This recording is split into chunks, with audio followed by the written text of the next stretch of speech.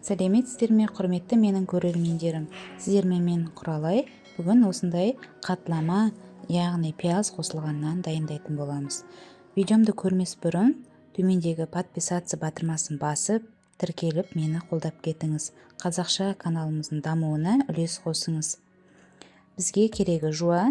Жуамызды осылай уақтап турап аламыз. Және ысып тұрған қатты майда жуамызды қызартып қуырамыз. Әбден толықтай сарғыш етіп қуырып алғандарыңызда тәтті болады. Осы қуырып жатқан жуамыздың үстіне тұзымызды саламыз, бұрышымызды саламыз, араластырып, әбден қуырып суытып қоямыз. Менде дайын тұрған қамыры дайын тұрған. Осы қамырды жұқа қылып жайып, суып тұрған жуамызды үстіне салатын боламыз. Осындай етіп рулет сияқты қылып орап,